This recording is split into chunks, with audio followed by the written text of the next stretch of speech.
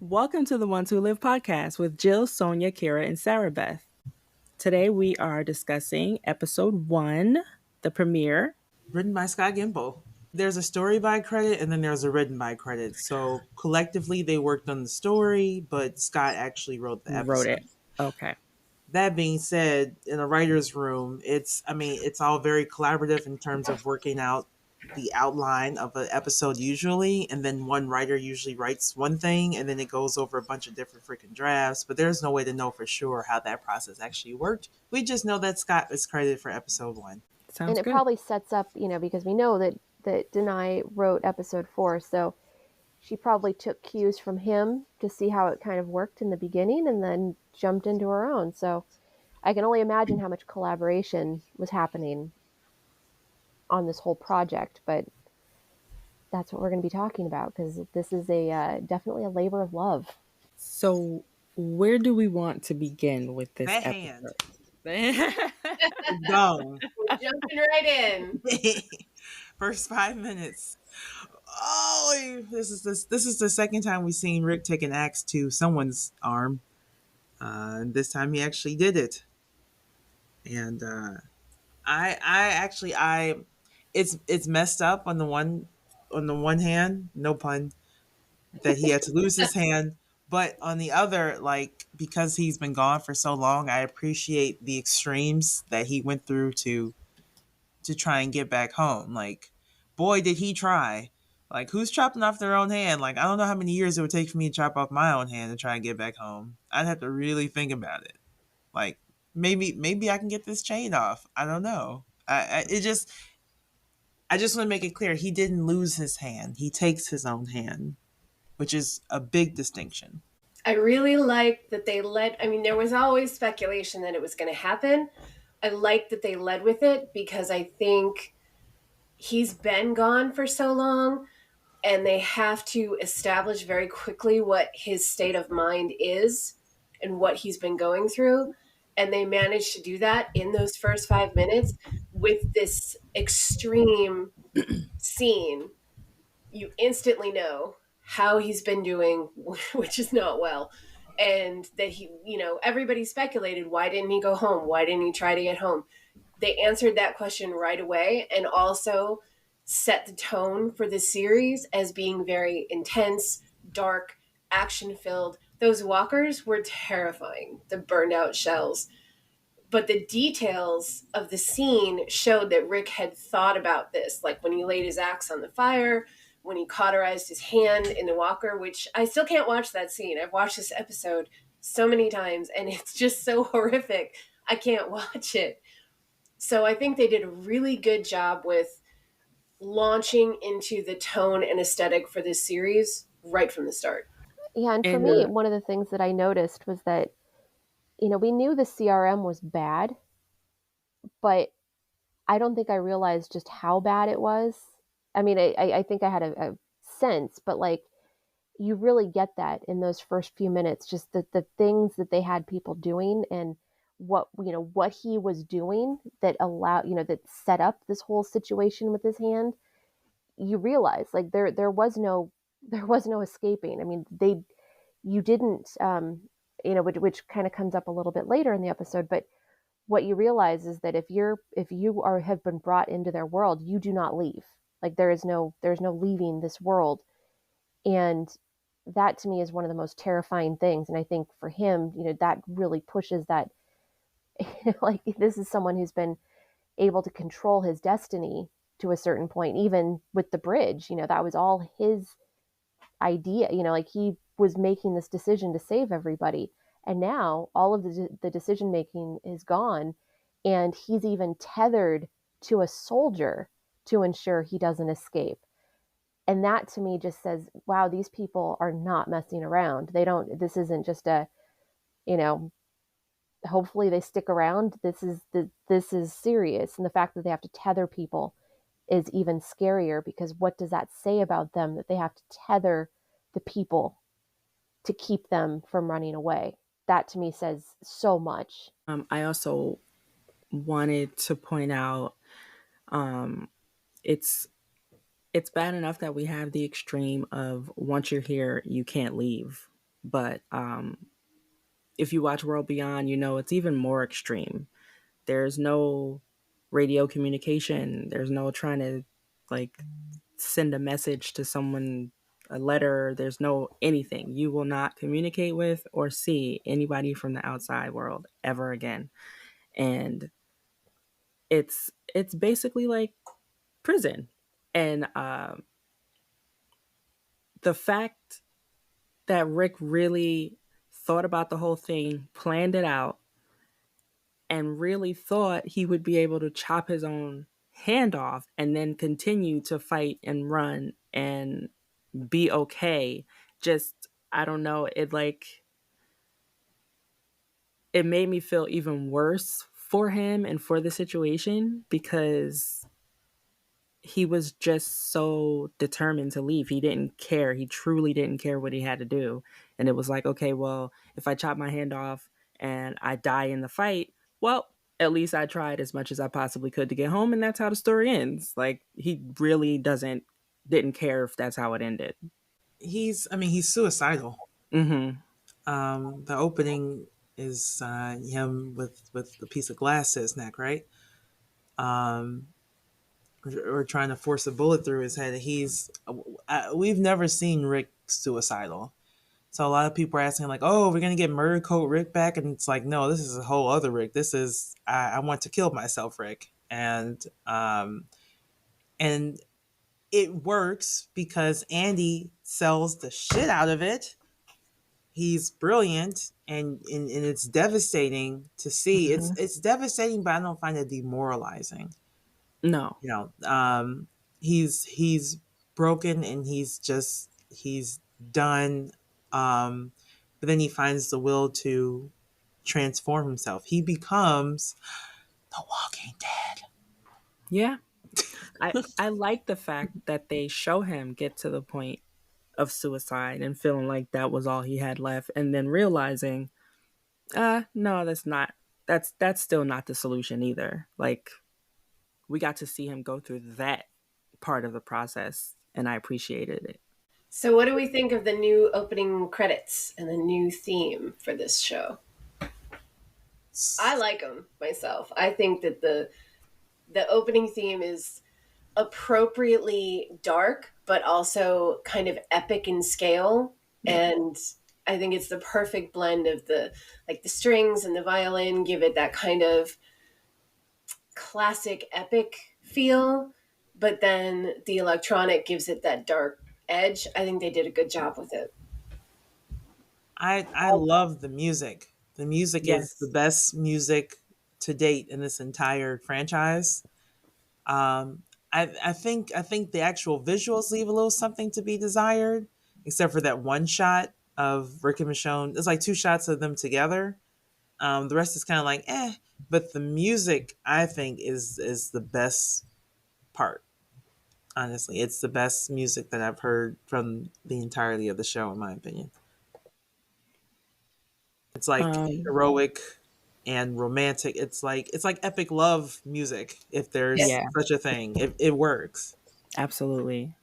I do wonder why they have so many shots of the CRM in the opening credits. Maybe they're just trying to establish for us all how big the CRM is, but yeah, I could have used more Rick and Michonne in the opening instead. I would have loved even like flashbacks from The Walking Dead of Rick and Michonne together, integrated with them being apart in the present, like something like it should have been more them and less CRM. I think like, okay, we get it. We know he's at the CRM, whatever. It's not about the CRM. It's about them finding each other again, or rather Michonne finding him, as it were. But I do like the fact that she's credited as a series creator in the credits, as it should be. Oh yeah, that was definitely that was one of the comments posed on my page. Living Michonne was what is Michonne's portrayal? What is that going to look like? Is it going to be respectful or disrespectful as a Black leading character? And it's like, denies, DNA is on this. Her approval, it didn't go without her stamp of approval. from the the story to the scripts. Like she had, she's a producer on the show as well, right? Creator and producer. So it would not have gotten the go ahead if she didn't say yes. And while whoa, wow, okay, I don't want to jump the gun. Michonne is typically not the damsel. That is true. Yes, she is going on this lone mission to save Rick. That is also true. But that does not mean that she herself cannot be saved, or that well, we don't know what happens. But that's not to say she can't be saved. But is she the standard damsel? No, she never was. But it's not, I don't personally think that it's a bad portrayal of how they showcase Michonne. Is not a bad portrayal of a black woman, in my opinion. No, I agree. I actually think that we will get a more accurate portrayal at times of what a black woman is from Michonne in this series. I can't really I've say seen more. criticism on Twitter. I'm still calling it Twitter. I'm never going to call it X. Sorry. Yep. X? What's that? Twitter. Yeah. But I know we've all seen the criticism of, oh, Denai always plays the same character. And I'd like to address that by saying, in how many shows, movies, short series have we seen women relegated to being the victim, the wife, the damsel? Yep. So just because we have a few shows in The Walking Dead that show strong female characters, then suddenly it's, oh, they're always the same character. Nobody seems to mind that women are relegated to being the same character in all these other forms of media. So why does it bother some people to see strong female characters? I love it. I can't get enough of it. I've always loved that The Walking Dead doesn't put women in those boxes. So I feel that criticism is bullshit. And our strong female characters are never one-dimensional. Yeah, if she were one-dimensional, just the killing machine, which is what a lot of people wanted, that would be different. That would be a different conversation entirely. But she's not. Like, we've seen her in all these different avenues of life, and we've seen her be vulnerable. We've seen her, love and grieve and all these different things. So she's not, if she were just one note and just slicing and dicing with a sword, like, throw it in the trash. Like, okay, fine. But that's not what this it's never been that. Even when we first meet her, she's suffering from PTSD. We just didn't know we didn't know what was going on with her. Mm-hmm. And then it's like, oh, okay, she, basically found her son ripped to shreds. Okay, I would be, who wouldn't be traumatized from that? Who wouldn't, be almost like a mute after something that horrible? So. And like, the person that she was with Andrea was not the same person she was with the governor, was not the same person she was with Rick, was not the same person she was with Carl, was not the same person she was with Judith. Like, she's not always the same character. She has these different sides to her that complement whoever is on the screen with her. And she's been the most authentic through, I mean, maybe authentic isn't the right word, but who she is now is reminiscent of who she was when we first met her. She's, she was always, like, from the moment you first see her, there was no question that she was a very strong woman, like, without question. I mean, there was no, she portrayed that from the very beginning, unlike a lot of the other women in the Walking Dead world who had to find their voice, find their journey, find their purpose, figure out how to survive. And we got to see that. But from the moment Michonne showed up, she was already, she's walking along with these, with her pets, and she's got her sword, and she's got, like, she was a completely different character from the very beginning, which, yes, she's been through a lot of trauma. And I couldn't help but think that, coming into this story, when you think about what other characters, Daryl is probably the best example. Michonne and Daryl never gave up this idea that Rick was alive. And look what it did to Daryl. Look, I mean, he was completely taken off, onto this other journey, this other, very dramatic journey to figure out, like trying to get over this. And he never gave up. But Michonne actually had proof all of a sudden that he was alive. And that, that motivated her. So, going back to, the person that she was in those very opening moments of seeing her in The Walking Dead, that this is a woman who, when she makes up her mind to do something, I mean, she's doing this for herself. She's doing it for her kids. Finding Rick is something that she has to do. It's just become part of her mission, and God help anyone who gets in her way. Well, I think also we saw on the main show before she left, we saw her journey as a mother. We saw her come back from losing her first child.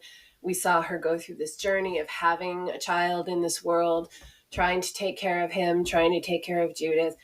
This series is more about her journey as a wife, as a partner.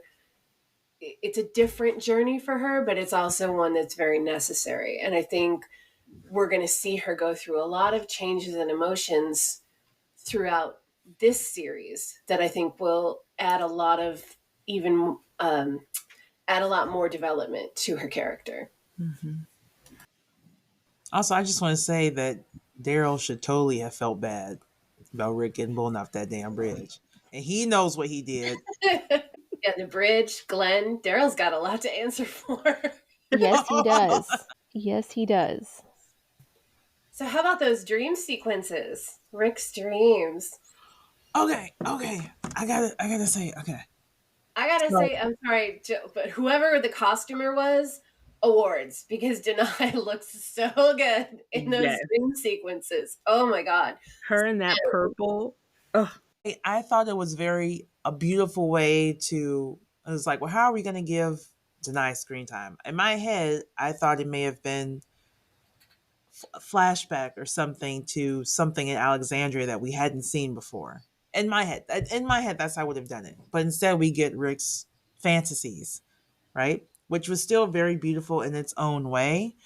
I just thought it was lovely and heartwarming, and it gave me all the feels. But I do think it was interesting that in his fantasies, she had braids and not locks. It was just something I noticed. I know. But I just had to point that out. Like, does it mean anything, or does it mean nothing? I don't know. But I just wanted to point it out that I noticed it. That is all. I'm pretty sure, like, especially being from the same culture, it's probably like one of the first things that we both noticed about the scene. Oh. But I mean, I didn't have an issue with it. I kind of joked about it, actually, saying like, are they saying he's been gone so long that this is how he remembers her hair? Or, yeah, you know what I mean? Like you said, is there a little bit more to it? I don't know. That's like it was an interesting choice. I'm not upset about it because the braids look nice. Mm-hmm. But the fact is, she's never had braids.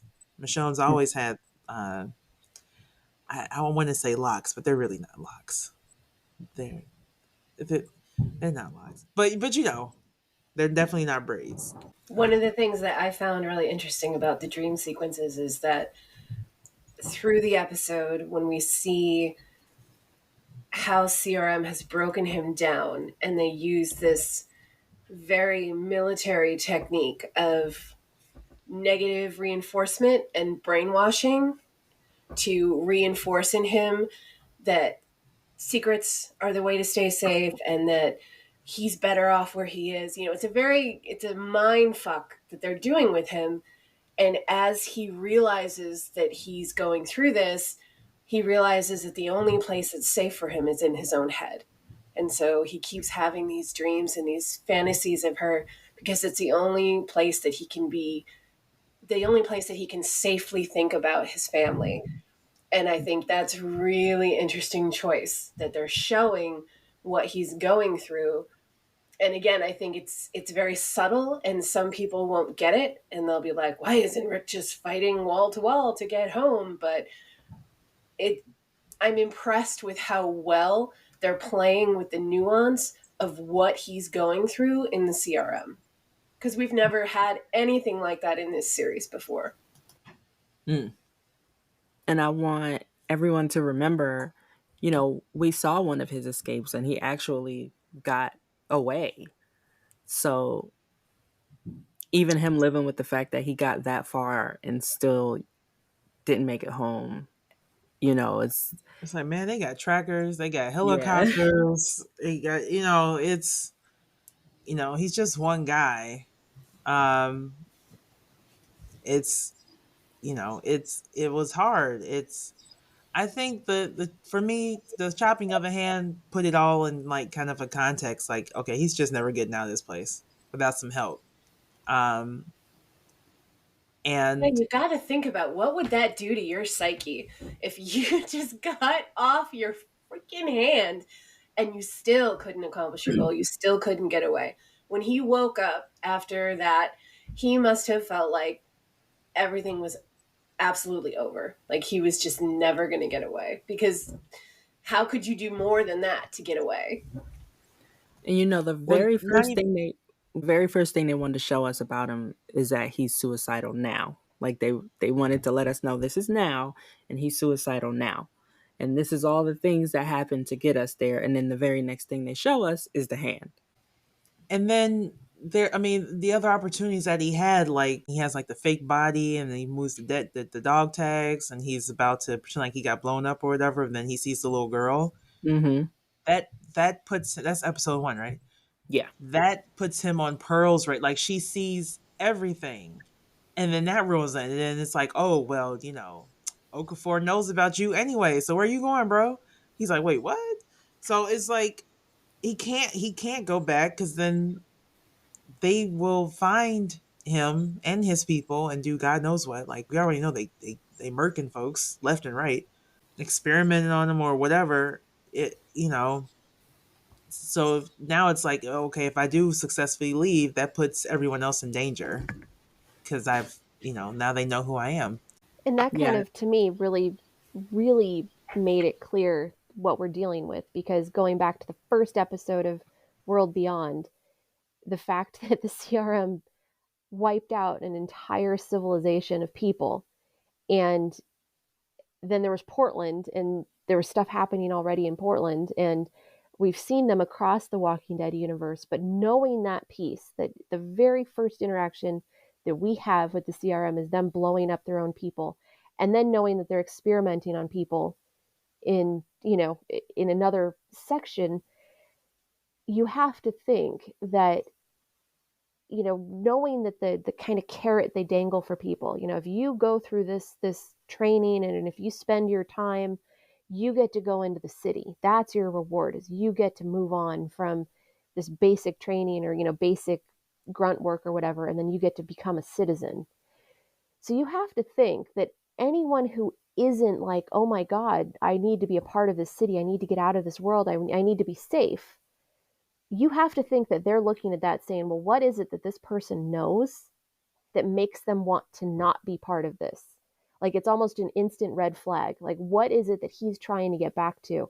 And it can't just be your family, because, if, I would like to think that there are people who are in Rick's position who might say, like, oh my God, I have a wife and kids. Like, can I go get them? Can I go, you know, and maybe they let that happen, maybe they don't. I don't, like, we don't know what the how the CRM really works. But I would think that it's a big red flag for anyone in CRM leadership to say, this guy wants out of here so bad, what is it that he wants to do, and is it a threat? Because we all know what they do to people and civilizations and groups that they perceive as threats.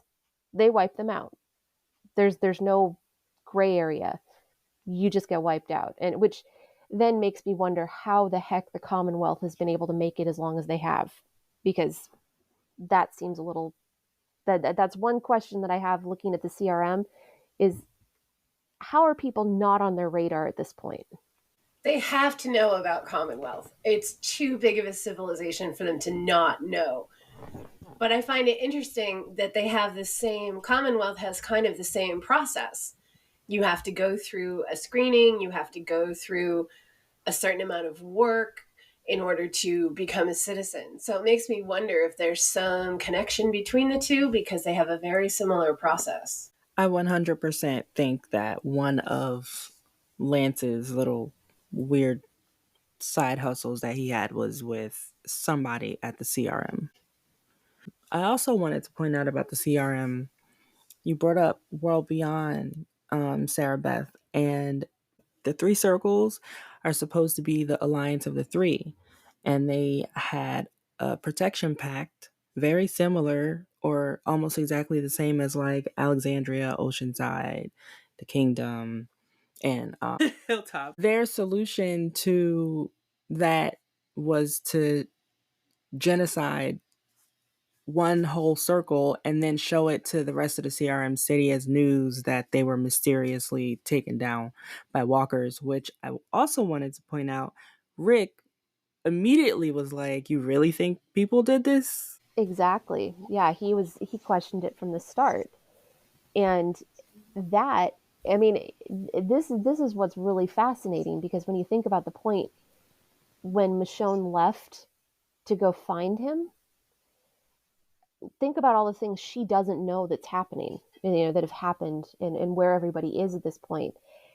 And Kara, your point about, Lance probably having his hand, or having some connection to CRM, that even makes me wonder. I hadn't thought about that, because if that was the case, which it makes so much sense, there has to be some connection, or someone had to have a connection there, because there's no way that they're going to allow 50,000 people to just thrive the way they were. There's no way. That doesn't seem to be their MO. But what's interesting is, if you think about it, there's no way that the CRM would stand for Lance's government being overthrown, because that would be an even bigger threat. So the fact that all of those people have now been pushed out, and now they have different people in charge, that to me seems like, that's like an automatic, like, okay, well, we don't know who you are, we can't control you, because Lord knows Ezekiel is not going to go back to the same kind of protection pact arrangement, because he already did that with the kingdom and the sanctuary. Like, he was under that kind of rule, where he had to do certain things with Negan, and they were all living under that. So I would think, I mean, it presents a really, for all of the things, for all of the questions that the ones who live answers, it really opens up even more questions about what's going on everywhere else, because it just seems like that would be such a red flag for an organization like the CRM that seems to know everything about everyone. But speaking of knowing everything about everyone, somebody was saying there was a map that had like things on it that the CRM basically, like, how would they have known about that? But it just kind of shows that there's eyes everywhere.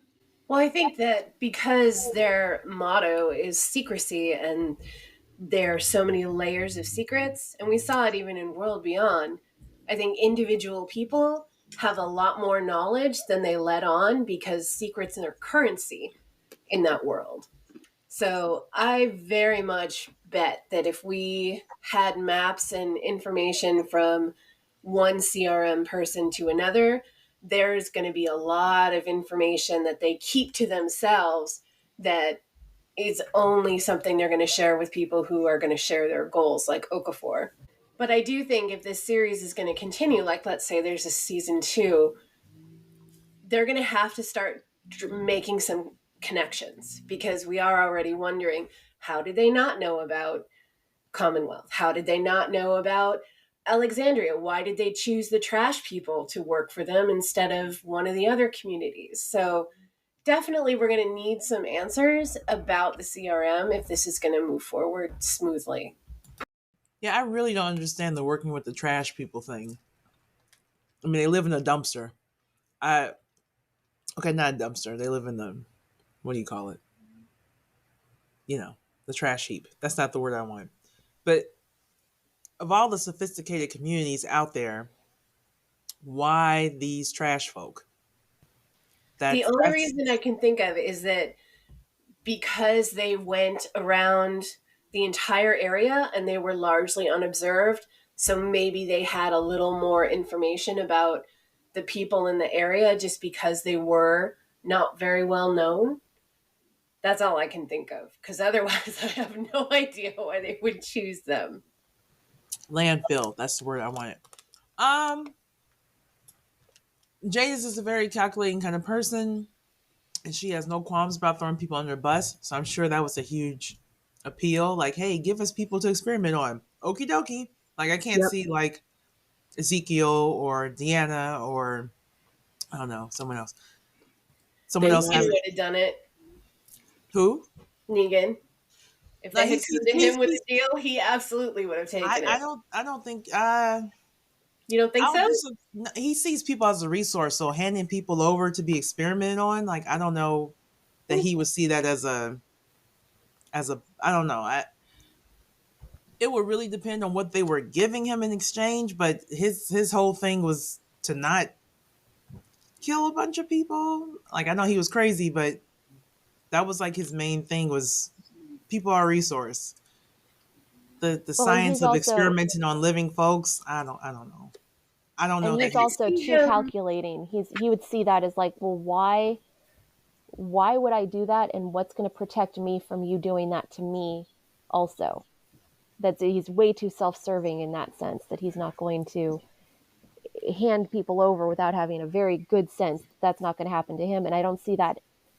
I just don't see him being like, oh yeah, this is a good idea, because he would automatically sense the threat I mean, he was coming pissed to off when him. Simon killed all those trash people, and they lived in the trash, and he was mad about that. I think CRM just really wants no questions asked. If they're going to work with people outside of them, they want people that are not going to ask any questions, are not going to Yeah, they want kill to a whole come. city. Right. I mean, they don't say explicitly that they did it, but like, come on, they totally killed. What was it, Oklahoma? They bombed the whole city. Omaha. They took him out. They were like, oh, you guys aren't useful anymore. It was like 90,000 people, something Yeah, like that, something crazy. yeah. Like, what the? Why would you like? Why would? What is the reason? They And need to. also, when they say Omaha, they're actually talking about two places because there's Omaha and the campus colony, which are right next to each other, but they are all Omaha. I just know it was 90,000 people. Yeah. So they were just like, whatever, we don't need you guys anymore. That's weird. Like, why would you? Why would? I just need to know what the reason was. There needs, Especially with the university and their wanting to research and wanting to preserve culture, you would think they would have kept Campus Colony if nothing else. Can we also give a shout out to Esteban for being the one to point out to Rick that if he wanted to keep trying to escape, he needed to get in on the inside and move up? Thank Could we you, just talk Esteban. about, I'm so well, shocked you had to point that out, though. right. Well, Rick was just so determined, putting his head down, trying to run away that way. But like, Esteban is awesome for so many reasons. I really love that dude. He needs more screen time. They really did add some great characters to fill out the cast. Esteban seems like, maybe he in the beginning was reaching out to Rick because he needed a friend. And then after a while, he kept reaching out because he realized, no, actually, Rick needs a friend. Actually, that's a good point.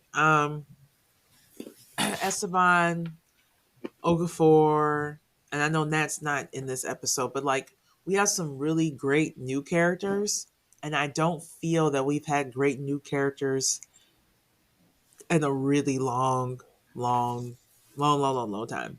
Yeah. Like I like the new people was just like, okay, I don't you're wasting screen time. I don't feel that way with any of these new people. Even Pearl, who I don't really care for her, she's still interesting though. Mm-hmm. Beal. I don't trust her, but she is a very interesting character. Yeah. And Beal, he's, I mean it's Terry O'Quinn, but like he's working for the bad guys. I don't know what his personal position is yet. We haven't seen it. But even like they're all interesting in their own way. I am not bored or wanting them to die when they come on screen. And I can tell you, in the last few seasons of The Walking Dead, I definitely felt that way about a handful of people. I won't say who. I don't need nobody coming for me, but my God. It's like, oh my God, you're not dead yet? Oh, Jesus, he's still talking. It's funny because I totally agree. I love all of these characters, and you know, obviously we know what happens in the first episode to Okafor. Um, what's interesting is I was talking to my editor about, uh, about doing something about the people, who don't make it, and he goes, "Well, it's such a small cast. There's no way that they're going to kill off people." In with such a small group. And I was like, you really don't understand the way The Walking Dead works. Like, at its most brilliant, they give you a really good character and then they kill them off. Like, that's kind of what tends to happen. And the fact that they've been able to do that and bring that back, you saw that there were a couple of characters in Daryl Dixon that I felt bad for. Like the guy with the pigeons. That made me sad when when that guy got killed, because he was just trying to help, and he was just one of those. But we didn't know him well enough to be like, it's a huge loss. But Well, that being said, I know Okafor is gone, but he may not be gone because we keep flitting back and forth through time. So he may reappear before the end of this season. I'm going to call it a season. I don't care what anybody has to say. Like, you can't renew Dead City and Daryl talking about there's only going to be one season of Rick and Michonne. Get out of my face with that. So, so we don't know how much time we'll get to go back in time and see Rick and Okafor and Pearl. Like, you could do literally a whole episode on them, like, what's it, 7 years? Like, come on. I could totally go back and shoot that. And I think, personally, we'll probably see him again by the end of episode 6. I don't know, but that is my guess. I am guessing. I am not spoiling anything. It is a guess. All right, we're going to speak that into existence because I really want to know mentally how he got from killing his wife to protect the world to where he was wanting to inject leaders into the CRM and kind of work on the down low to get changes happening at the higher echelons of this army that he even sacrificed his wife for. So there had to have been something that started him down that path to shift the way he thought about the CRM. And I would love to see that because he is a great character. I think killing his wife was the shift. I think CRM put him in an impossible position. Like, okay, like, why can't we? There had to have been a way to save everybody, and they couldn't see it. But he took his orders or whatever, and then bombed the place where his wife was. Right? Yeah. I think that would, like, he didn't want anybody to have to make that kind of decision that he also had to make. So you need an A and not a B. You need a leader who can think for themselves in order to accomplish that. I think that's personally what kicked it off. But I would love to see the show explore it with more Okafor screen time so we know for sure. I also wanted to point out, I love the little Easter egg we got at the end of The Walking Dead, because the pilot that caught up to Rick said, "It's like he told you, Rick, there's no escape for the living." And I was like, oh my God, he quoted Okafor. And also, finally, we have the answer to what A's and B's are. Yes. And that's interesting to me, too. Like, I understand why they would take in people, but it's an interesting idea to take threats and take them out that way when they could easily just bomb them. Or, like, there's got to be a more efficient way to deal with a potential threat. It just seems like a very labor-intensive process for the CRM. And are they really afraid of small-time leaders? Free thinkers. Yeah, are they really that afraid of them? If they are, why? So I guess there's more questions there than answers. Because those people ask questions and they will challenge you, and they want to go unchallenged. And I just want to say that I love that when they were in Terminus, Rick was in the train car, the A train car. And I love how that kind of either accidentally or intentionally ties into the now. Like he's always been an A.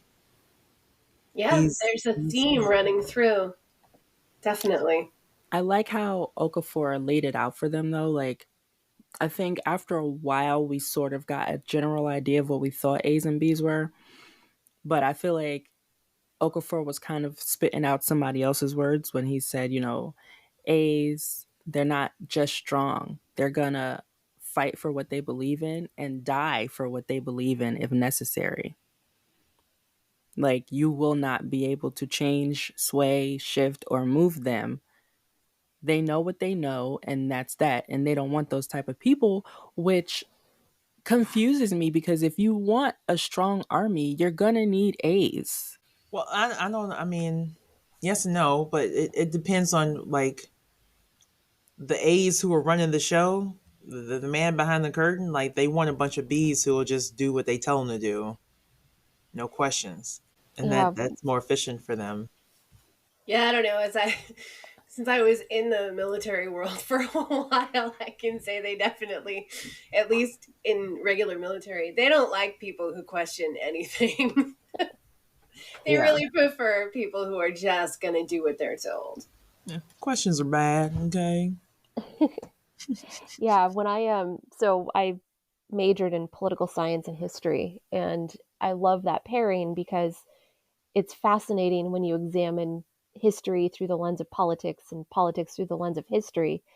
And this show has always been so fascinating from that standpoint, and especially this conversation about A's and B's, because historically, you never, I mean, you don't want to have anybody question what you're doing. Look at the Holocaust, perfect example of a situation where people just followed orders. Even, nobody was, if you spoke up, look what happened. And it's a very interesting, especially now, what's going, with the way the world is right now. Um, you want to think like ideally, and this is something, like the moral compasses of the Walking Dead world don't typically last very long because, they question things and they do things. And the fact that, the CRM, going back to their research facilities, were killing scientists who could potentially come up with, the cure for what's going on. They would kill them if they started to question. That tells you the level that they're on, that they're willing to, I mean, literally cut off their nose to spite their face because they don't want people to ask questions. And just from just from that standpoint alone, you look at it and you go, these people, this is so, like, I would love to know who is actually at the very, very top of this whole thing, because whoever started the CRM, they had a very distinct vision for what they wanted this to do, and to find the people who would carry it out, because the city has no clue what's going on. They make that very clear. The people in the city are very separate from what's going on in the military, and then they have these different branches of the CRM. There's all these different people, and then we haven't even mentioned. I mean, we've mentioned World Beyond, but then they have all the stuff that was going on in Fear the Walking Dead. Like their reach is all over the place. And now that we know that there's people who go off on these secret missions, and like the Jadis situation, like her, she's living in a landfill, but she's living in a storage container that's like a luxury apartment. And in World Beyond, we saw them transporting those storage containers. So the scope of this thing is so massive. That again goes back to this mentality that Rick has of like, there is at some point there's just no getting out of this. And so people like Okafor are the only hope you have. If you can find someone like him, he might be the only way out, because he's at least willing to listen, and he might present a way for you to work around the system that didn't exist, that doesn't exist any other way. You have to work with it and not against it. And, Okafor obviously people knew he was kind of on the outside because Beale asked that question. Like, should I know something? Is there something I should know about Beale or about Okafor? And so that to me, like the level of just the levels that the CRM is at, like the fact that that Beale even asked that question tells you where they are at, that they suspect each other. Who wants to live your life every day surrounded by people you can't trust?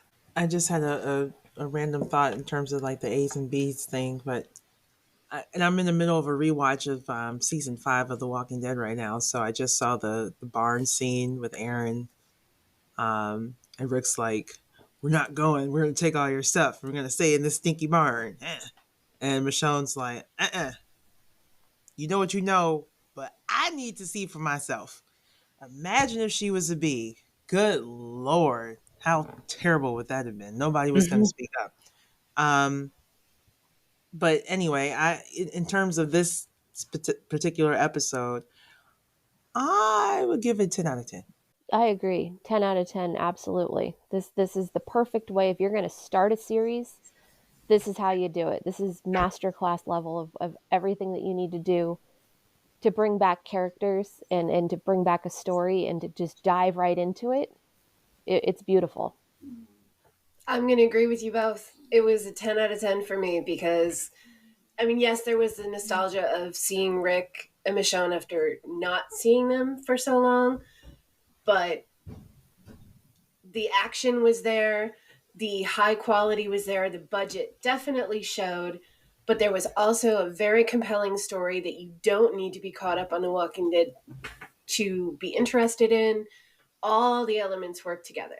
But we have not talked about that end scene yet. And we haven't, but I have to say, if Rick did not have that fake hand, he would have lost it anyway. Like, because that was the first, he uses that as a block. He uses it as a block. And if he had his hand, oh boy, Michonne's face would have been red. I mean, I don't know about y'all, but realizing that it was Michonne the whole time attacking that helicopter, I was completely shocked. I was like, and I don't know why, because you can hear the sound from the weapon that they show her using in the preview.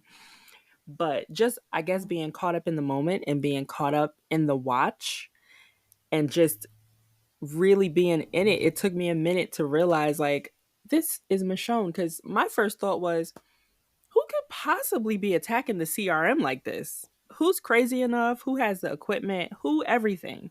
And then it's Michonne. It's hilarious.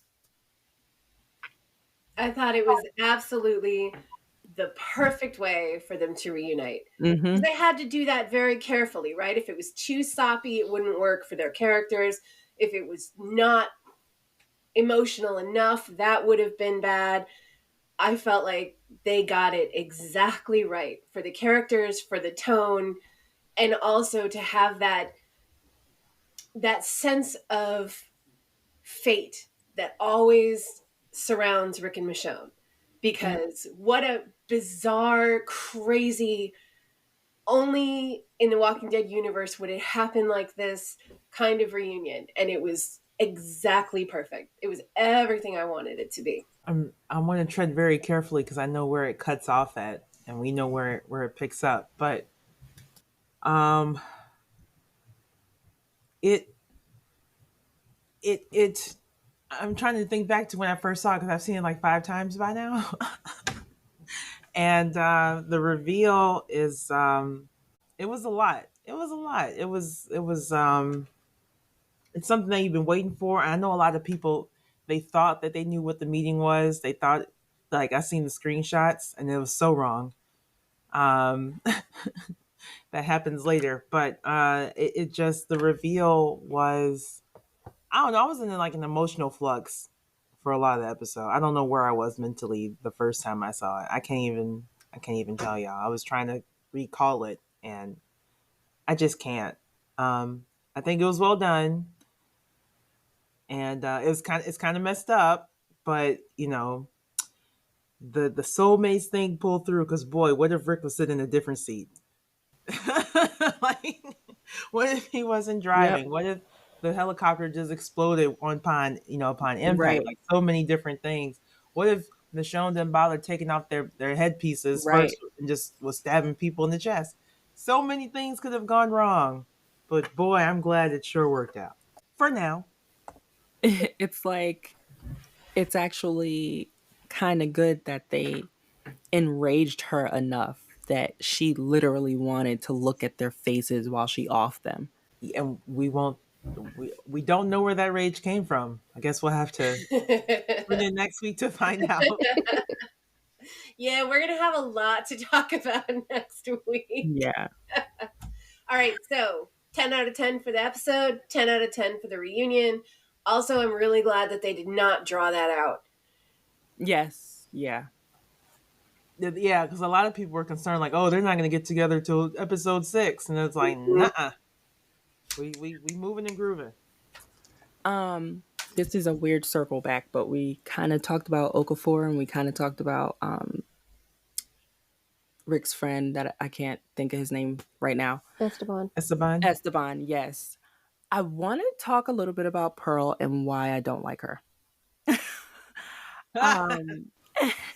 So, but we should just say first, no offense, Leslie. We love oh Leslie. no, Leslie, we love you. I think that you are playing her so very well, and me not liking her is a testament to how well you are playing that character.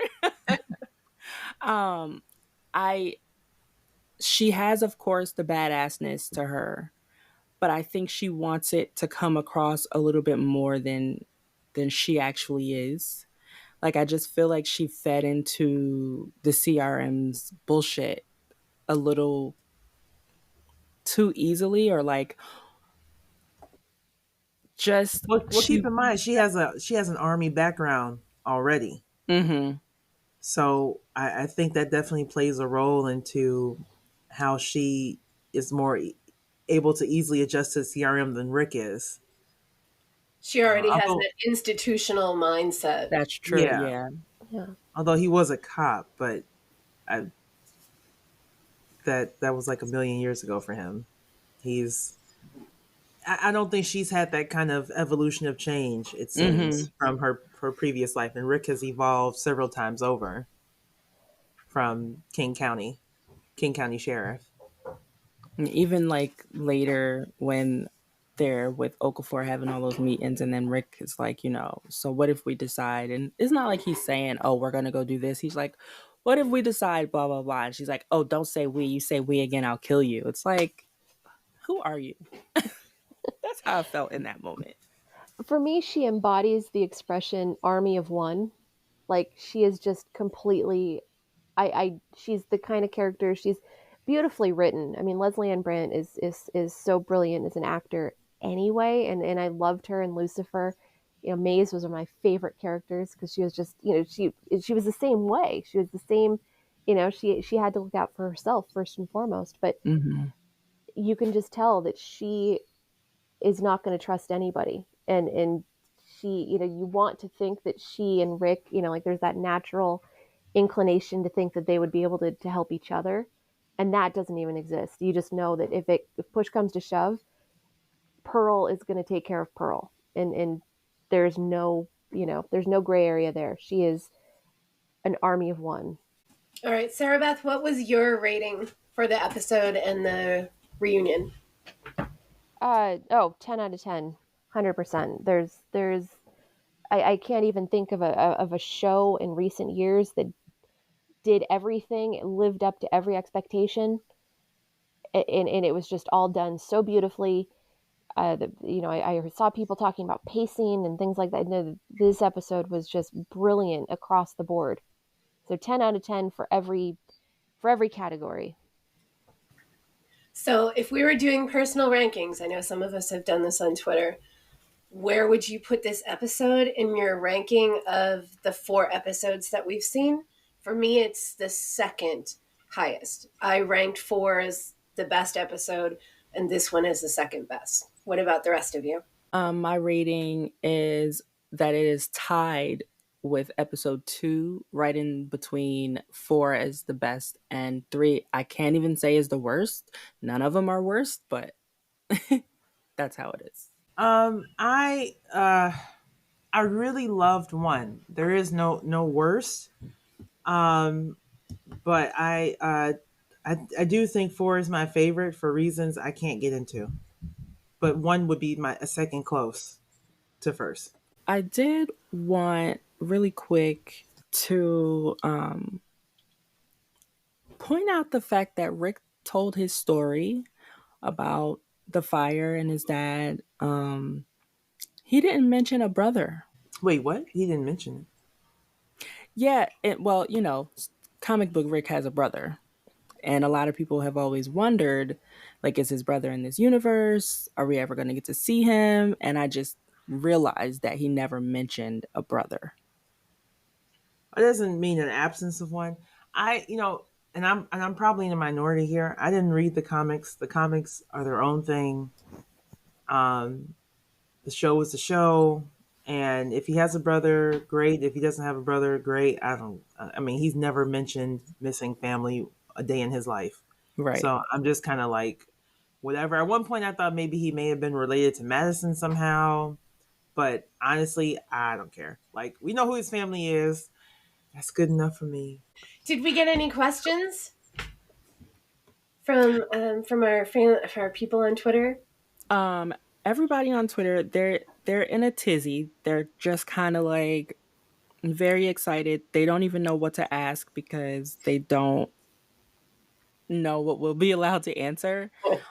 So they're all just very excited to see this first episode, and then very excited. They're saying after it airs, then for our next episode, they'll probably have questions for us. Awesome. Yeah. Everyone is also just saying how much they really enjoyed our first podcast episode, and we really, really appreciate it. Yes, absolutely.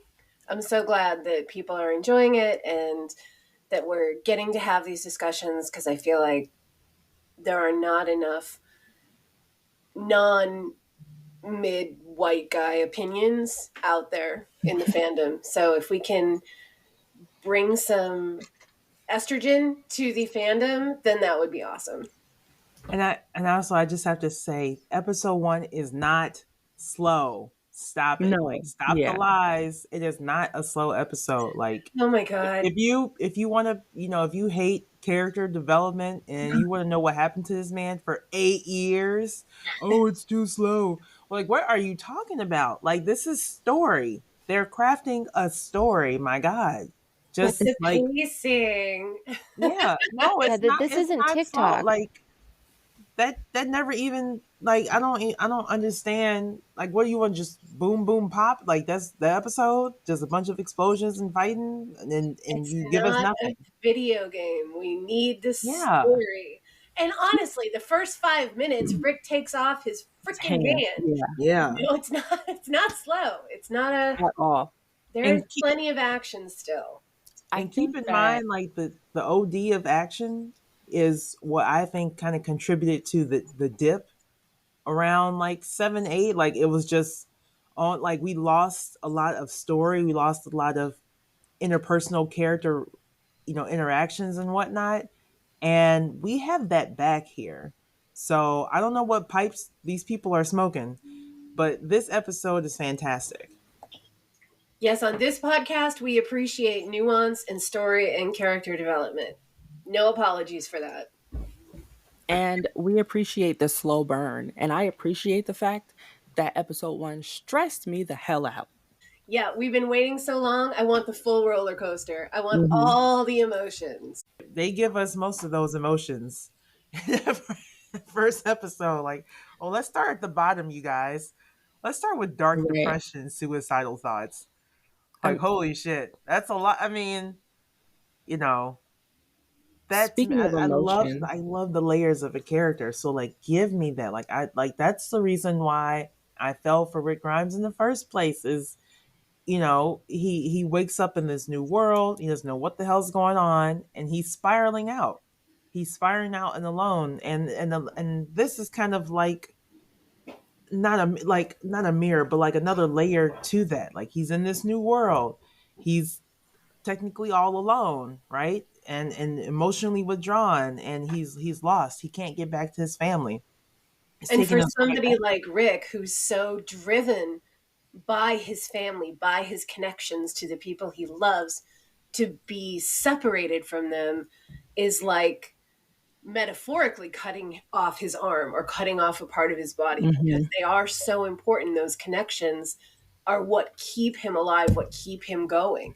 So cutting them off from them is really the worst fate that he could go through. His final letter, his voice while he's kind of reading it to us, while he's writing it, and the things he's saying is just so emotional and sad. And he can't see the dead anymore. He can't see his wife anymore. He can't even see the sun and the sky and the stars and the trees. Like he can't see anything because the CRM has taken away his ability to.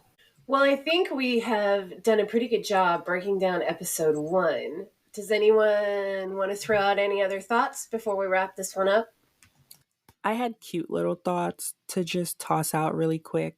I was like, okay, so if we imagine him in a helicopter, Okafor was in Fear and in the main show, bombing things. Lord. I thought it was interesting that he wanted to move Rick to logistics with Thorn to transform a college in the Cascades, and that all the CRM leaders will be together in the Cascades in 1 year's time. I don't know. This is not even for any reason beyond episode 1, but I just felt like it was important to kind of pay attention to those couple things. I agree. I mean, I think they're very much telegraphing to us what the final or the big battle of this 6 episodes is going to be. It's going to be that meeting where they have the chance to take out a bunch of CRM top brass. Was it in, I can't remember, you can take this out if it wasn't, but when they were talking about that and they referred to it as a summit, which obviously was a code name for the series. Yes. So, I mean, that couldn't be, that can't be coincidental. Like that would, right. Because as soon as I heard the word, I was like, now I understand, like, it wasn't like World Beyond, which was TWD3. Like there was no secret code for that one, but Summit is like, it's like flashing neon lights saying, there's something to this. Oh, and just the moment of, we touched on earlier with Rick realizing that the CRM knows more about him than he realized, no matter how much he tried to keep his secrets. But that fight with Okafor, oh my goodness. That was intense. Okafor let him whoop his ass until he was tired. He was like, all right. Now, you know what, Rick? Now, everybody wanted to know if Rick was going to drop an F-bomb. You got one in that scene. I thought it was like 2, wasn't it? Oh, was it? I think it was. And also, just a quick moment of silence for Rick's hand. It will be missed.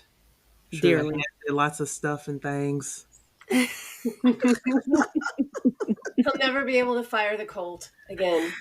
Oh, yeah, you went. Okay, I was thinking another way, but yeah. Okay, we're trying to keep this a family show. No, we're not actually, because we do that. Well, I hope that we touched on everything. I think that we did a pretty good breakdown, and we can take some time at the beginning of the next episode to answer questions that may have come up when everyone sees the episode, if that's what you want to do. Yeah, that sounds makes good. sense. Yeah, sounds like a good plan. Okay. So thanks everybody for listening. Thank you so much, everybody. You have no idea how much we appreciate you all. And we will see you in 7 days.